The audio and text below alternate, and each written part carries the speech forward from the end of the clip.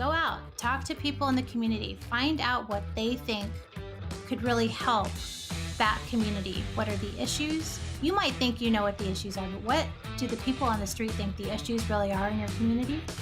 What do businesses think the issues are? And the strengths, frankly. And then figure out how you can be a meaningful part of the solution. Welcome to another edition of Be the Change Georgia, where we amplify the voices of the inspiring business leaders surrounding the B Corp and social impact movements across the Southeast to help you learn how to build your legacy at the intersection of people, planet, purpose, and profit. Today, Nathan had the pleasure of sitting down with Kashi Sehgal, the founder and CEO of Retaaza. Kashi has become a seasoned entrepreneur building businesses and nonprofits in education, sustainability, food systems, ethics, technology, entertainment, homelessness, and more. She also serves as managing partner and co-founder of Forethica, an ethics consulting company helping the world be more actively ethical. Nathan and Kashi talk about the importance of listening, iterating, and being a force for good in the world. They also answer the questions of how a business can be a force for good in the world and how you can get started. Okay, let's jump right into this episode with Kashi Sehgal. Over to you, Nathan. Kashi, welcome to the show. How are you? I'm doing great. How are you? I am fantastically well, even better now that you're here. We'll start with one of my favorite questions, which is, what do you wish everybody understood about your field of work? And you can obviously feel free to tell the people more about it. And also, the interesting part of your work is the multiple stakeholder groups you're serving. So what do you wish everybody understood about the work and the different stakeholders? Yeah, so Retaaza is a company looking to make people's lives easier and be fairer to all these different stakeholders, Nathan, that you mentioned. So we connect food that's potentially being thrown out with people who are hungry. At the end of the day, that is our mission. And we think that you can create a solution that helps multiple people at one time. It doesn't just have to be a one-for-one. How can we really amplify the time that we're spending and the efforts that we're putting out? So helping a farmer, buying food for a fair price that they can't sell otherwise, not only helps the farmer economically, but it also helps the rural economy around them. It helps the people that maybe work on the farm. Maybe they're able to pay a couple more hours, provide that stability. But then we're also able to get that food to people who really need it. And so we do it through nonprofits that we work with, who are working with stakeholders who are hungry. So we're able to really help multiple groups, and that's not even all of them. But I wish people realize that there are solutions out there that can do even more if you just get creative. Oh, I love that. So, and I love the premise of the business. I always think of growing up, my grandma was German, and during the war, she made some pact, but she would literally meet a stranger, and then if they weren't going to finish their plate, she'd scrape it all in so food didn't get wasted. But we've kind of lost the sense of that there's so much abundance that most of us don't think about. The fact that A, there's still a lot of people who go without, and B, there's a lot of food that is completely edible that they don't have a buyer for, or there's no logistical way to get it to market, and it rots in a field. Yeah, we're so conditioned as consumers, and all of us, this is true for all of us, we're so conditioned to look for the prettiest tomato or the juiciest peach or something. But a lot of what we see at our grocery stores were created in a lab, or the specs were created so that they could survive a truck cross country. So the tomatoes that are in grocery stores are all round, red, basically the same size with a thick skin. Why? Because they don't bruise as easily, and they can withstand a cross country or inter-country trip, right? So tomatoes are supposed to be misshapen and different colors and delicious. But that's not what you see at the grocery store. They actually charge more for that. And Actually, that's a real tomato. So That's why I yeah, buy there are lots of my things. produce at the farmer's market. Yeah. It sounds obviously I've known you for a while. I know your passion and your drive. I was about to say it sounds like you're really driven to solve this issue, but I know that as a fact. What's the why? Like, what's the why that fuels this business, your approach to leadership, just you in general? What gets you out of bed in the morning and gets you going? Yeah, I think a lot of what I have done over the course of my career has gotten closer and closer to driving positive change, even if it's for one person, because you never know. A lot of people talk about it at scale, and that's great, but you never know how impacting just one person can really have scale. So, um, to me, it's about creating that positive change through creative problem solving, through empathy, and really thinking about that other person, that other group, what their needs are. Um, I'm very big into listening. I think that asking questions is the best tool that a leader has. Learning how to ask the right questions at the right time, learning how to move things forward if needed. I mean, questions are such a valuable tool. And it's a big piece of how I like to do things. If I don't know what you need, then how can I really give you the best solution? So you can't come with the solution. And with Retaaza, we didn't come with a solution. We literally talked to 60, 70 people around the state, all kinds of stakeholders, and a solution emerged. There was a need that emerged, I should say, and a set of needs. And then coming up with a solution, just trying to figure out, well, how can we do this and this at the same time? That's how the business got formed. That's awesome. Who would you say had the biggest influence on you? As you talk about kind of that one person ripple, is there anybody that coming up, young Kashi, coming up in her career that influenced you and kind of I don't know, showed you this style of servant, almost passive leadership of listening first and speaking second? Yeah, I'd have to call it a pair. And this is kind of a cheesy answer, but really, this has been instilled since I was a little kid, and my parents have a lot to do with this.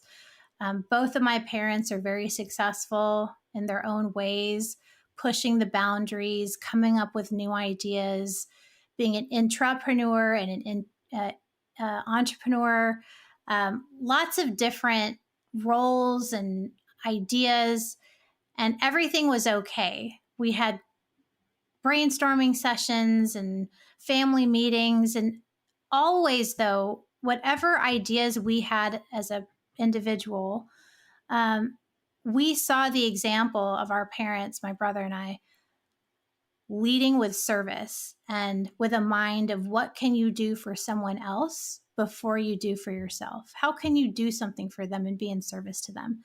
And you see it enough times, and hopefully you're lucky enough to pick some of that up and it rubs off, and it's informed a lot of how I approach the world. So it's basically the spirit of Retaaza. What can we really do to help? That's beautiful, and I don't think it's too cheesy to credit your parents with that. That's good parenting. My parents are Um, awesome. I love them. yeah, hope mom and dad are Mom listening and right dad, now. they will definitely be listening.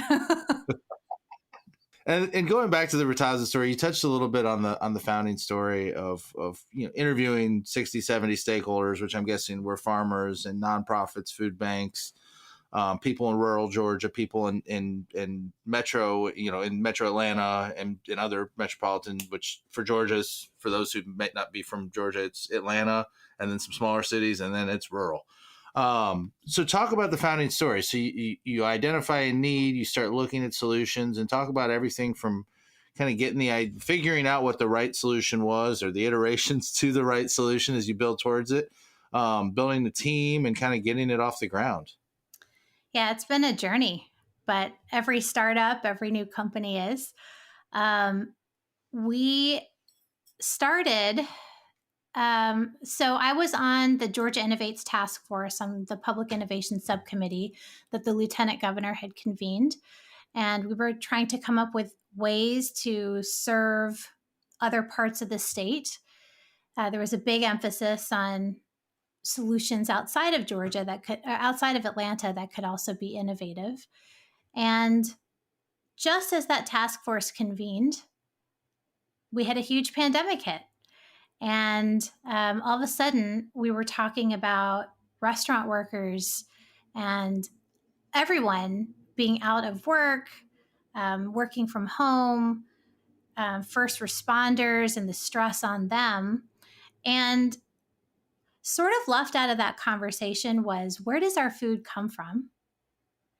And who's helping the farmers right now? Like right now, not in a year when we can get policies and stuff together, but who is helping who are helping the farmers right now?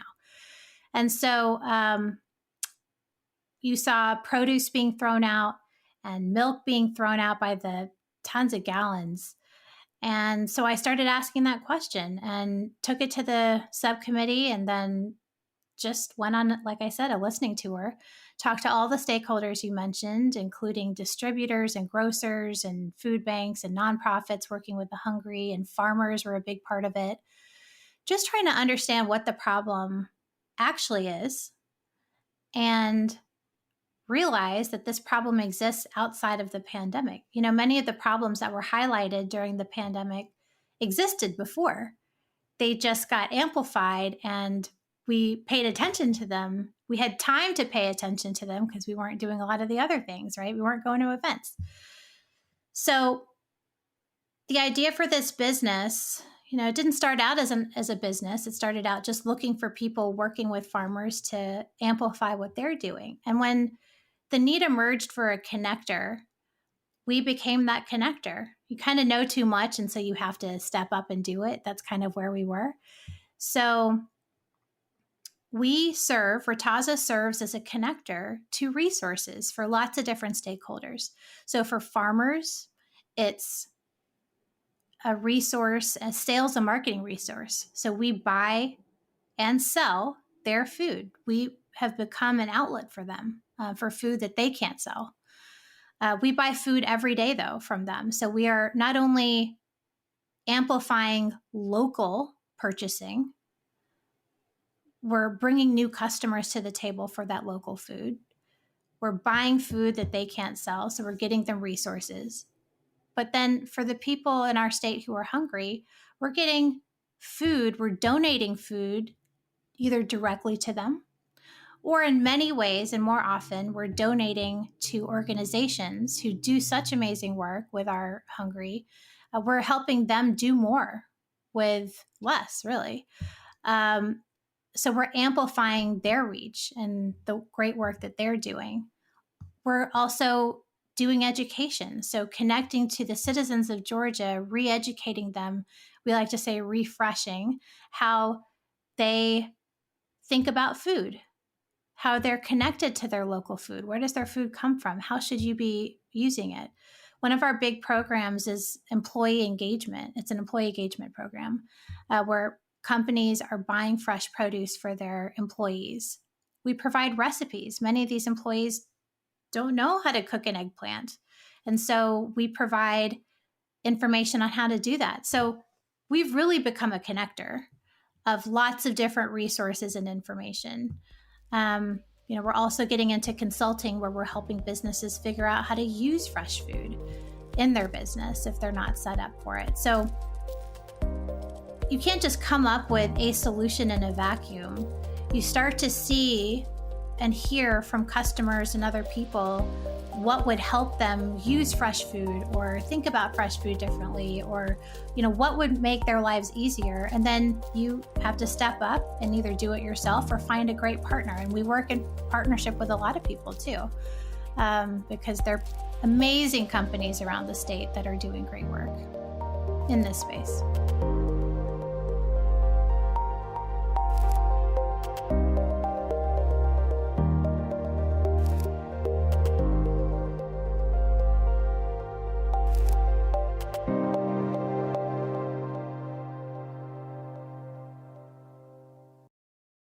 I love it because it goes back to kind of your talk, talking about listening. But the whole part of I think everybody's always looking for that next great idea, and we're trying to come up with the idea versus identifying the need. And I think your natural tendency to listen led you to the need, which led you to, wow, how have we not figured this out already? Let's go. And then kind of looking around the room, and I know you're not an accidental entrepreneur, but kind of going like, well, I guess we'll start it. I mean, it kind of happened that way this time around. And you talk about the solution. When we started the business, I thought this was going to be a B2C company. We were going to do direct to consumer, mixed boxes, but it proved really hard to get started, really capital intensive. And we had to take a step back and figure out, okay, there's got to be another way to do this. Let's get creative and figure out how we can buy wasted food and help people who are hungry. Does it have to be through an e-commerce subscription mixed box that like half the world is doing at this point? And it doesn't. It was easy for us to change our thought process and our product and our service because we weren't married to the solution. We weren't married to the solution. We're married to the outcome. Who are we helping? What are we doing? 100%. Yeah. Love that. Yeah. Wow. That's brilliant advice for any seasoned entrepreneur, starting entrepreneur, even somebody just thinking about someday doing that. I don't think nimbility is a word. That nimbleness. There we go. You can create a word. You heard it here first, everyone. Word of the day, nimbility. But just that ability to adapt and iterate and kind of pivot when you realize, hey, that idea that we loved isn't the best idea, and there's another better idea. So let's kind of move on.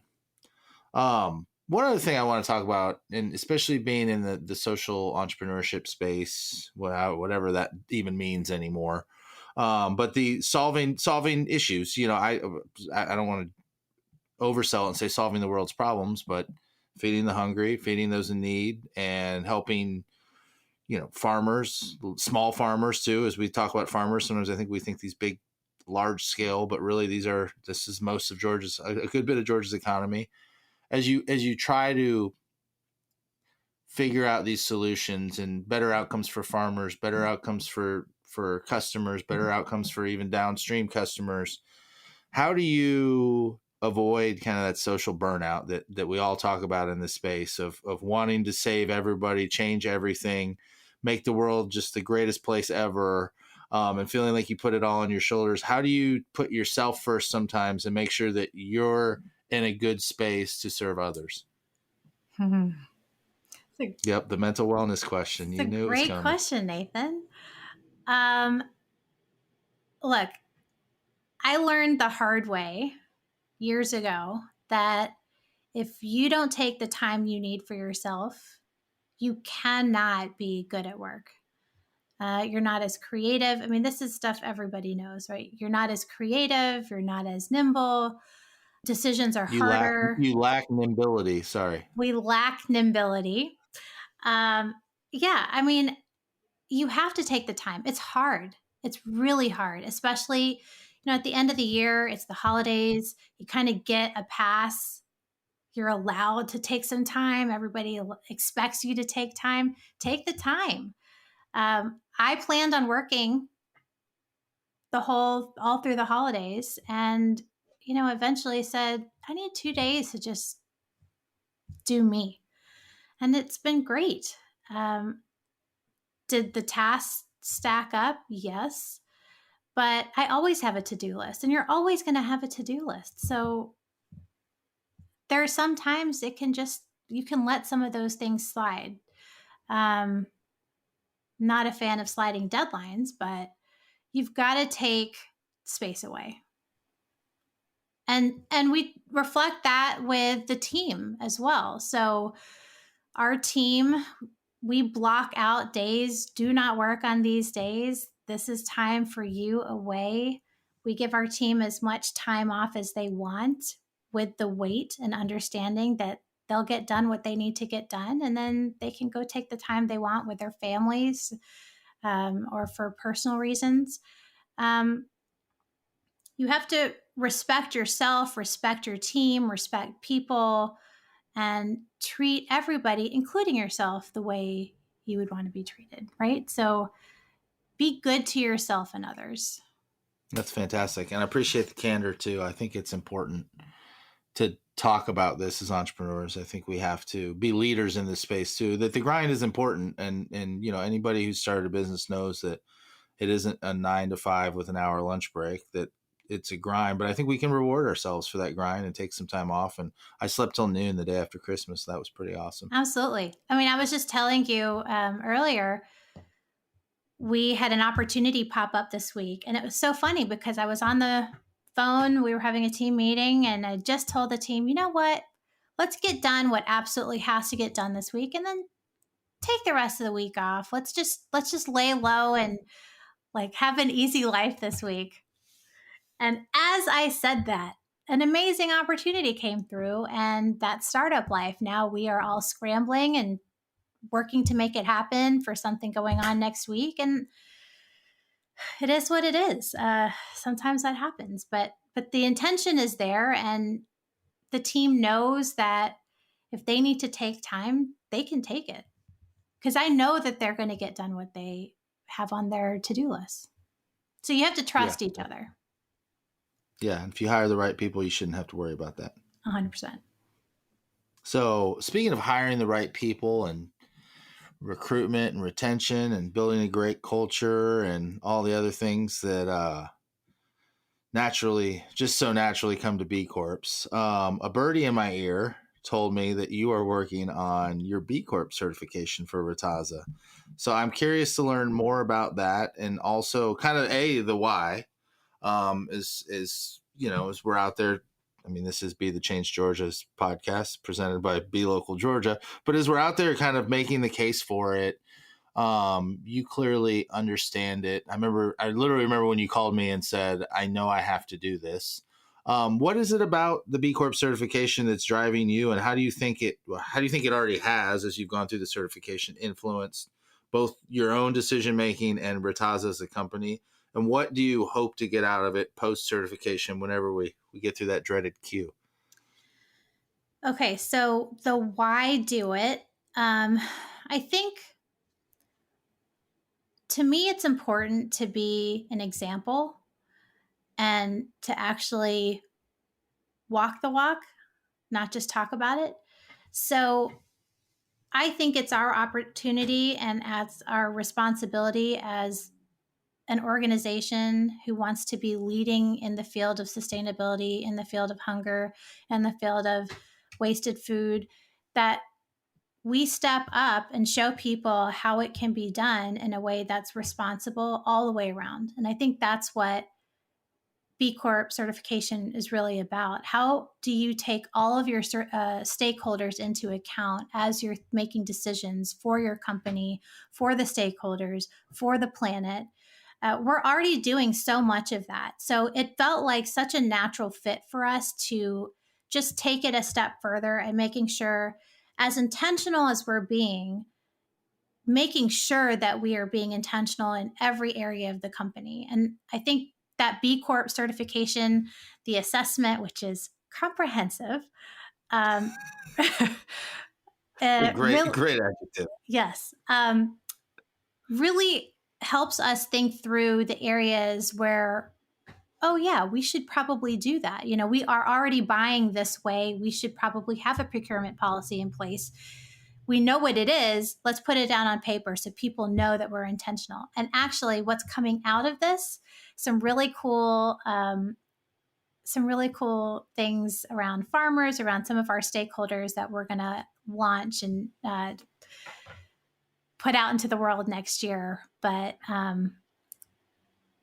it has helped us laser focus in on what we think is important and how we want to interact with our stakeholders. And because we are being intentional about how we're going to do that, we can fold that into sort of expanding that message to our stakeholders and make sure that they're interacting with us in the same way. They're interacting with the planet in the same way. And that's also a big part about B Corp, right? Is making sure you're leading change in other groups, maybe where you work, maybe with who you're working with. So we are trying to figure out how, as connectors, we can get some of our stakeholder groups to start thinking this way too, in a really intentional way. So it's been really fun to think about some of the new programming we can put in place next year along these lines. Yeah, it's an amazing, and some people would say too, that it's, why are you worried about that so early? And to me, it's that foundational beauty that I think you're noticing of the we want to be a good company, and all of a sudden this kind of scorecard's put in front of you that allows you to, I'll use the word again, and be intentional about how you go about, like, what are our metrics? What are we how are we tracking we want to be a good company? And now as you scale, all those pieces are in place. Yep, absolutely. We're a logistics company, we're a food company, we're a sustainability company, we're all these things. But at the root of it, I really believe we're a data company. And going through this assessment really just proves that point to me again and again, that you have to track. If you don't track metrics and measure yourselves against goals, then how do you know what you're actually achieving, what impact you're actually having? It's great to just do things, but it's better to do things that you can measure so that you can lead by example. I love that. That's such practical advice for anybody listening of how do you get better. Also, how do you know what to spend money on? Like, how do you know where to put your resources, where to hire, what part of the company? Unless you have the data, unless you have the goals and metrics that you're driving towards, what do you do? I don't have the money to just guess, right? I need to be like laser focused on the end result. So, Some of that back in the days Uber money. right. This market might work. Sure. Yeah, putting data behind it. I love that. And I think too, for the intentionality of the B Corp certification, it's what a beautiful way to kind of apply that business is a force for good through data and figuring out how many stakeholders have we impacted, how many mouths have we fed, when you start to quantify that, and then you start to set goals for the next year. That's the fun part, all the different things you track. Whereas there's a difference between having a volunteer time off policy and knowing exactly down to, employee 1011, how many of them took volunteer time off and how many hours on average they did and what organizations. And that's where it starts to become fun. Absolutely. I mean, around that point, our very first activity as a company, when we hired the team and really did our first thing together, was a volunteer activity. However, just assuming that the team knows that going and volunteering is okay is not enough. Being intentional and putting it in the handbook and saying, no, please go do this. Like, we want you to spend time doing this every month is a better way to do it. It really bakes that into the culture then. I mean, at some point you can stop managing toward the policy and it just becomes part of the ethos. But you have to be intentional and repeat and push until it becomes part of that. Yeah, and it helps when they see their boss doing it. Hopefully. You've been known to serve the community. So before we let you go, I always love to ask if there's one question that you wish we had asked that we didn't. It's always the stumper, don't worry. Maybe, how can business be a tool for good? What is something simple, instead of going full B Corp certification, how can you get started? I think take the time to talk to people in your community. People, not just businesses. Go out, talk to people in the community, find out what they think could really help that community. What are the issues? You might think you know what the issues are, but what do the people on the street think the issues really are in your community? What do businesses think the issues are? And the strengths, frankly. and then figure out how you can be a meaningful part of the solution. It's that simple. Yeah, on both a personal and professional level. Both. Super simple. Wow, mic drop. All right, we're done. No, if our listeners wanted to follow you, Kashi, or Retaaza, what are our favorite social medias? Where do they find y'all? We are going to make this so easy. So you can follow Retaaza at Retaaza. Please let me spell that. Retaaza at Retaaza, basically everywhere. So please come find us. We'd love to chat with you on all of our channels. And then you can find me personally at KashiSehgal.com. Well, awesome, Kashi. Well, thanks again for coming on, and everybody, thanks for listening. I hope you enjoyed this episode, learning about Retaaza and learning about the importance of listening, of iterating, and of being a force for good in the world. We will see y'all next time. Thanks, Kashi. Thank you. Well, that wraps up another edition of Be the Change Georgia. We're grateful, as always, for the opportunity to serve you with this content and grow this incredible community of purpose-driven B Corp leaders. If you haven't already, we would be grateful for you to rate this show wherever you get your podcasts by simply tapping the number of stars you think it deserves and sharing it with a friend. This helps us get the word out and continue to use our collective influence as a force for good. This podcast wouldn't be possible without the help from our production team at Chat with Leaders Media. Learn how you can launch your own podcast to grow your business at chatwithleaders.com. Thanks again for listening, and now go be a leader worth following.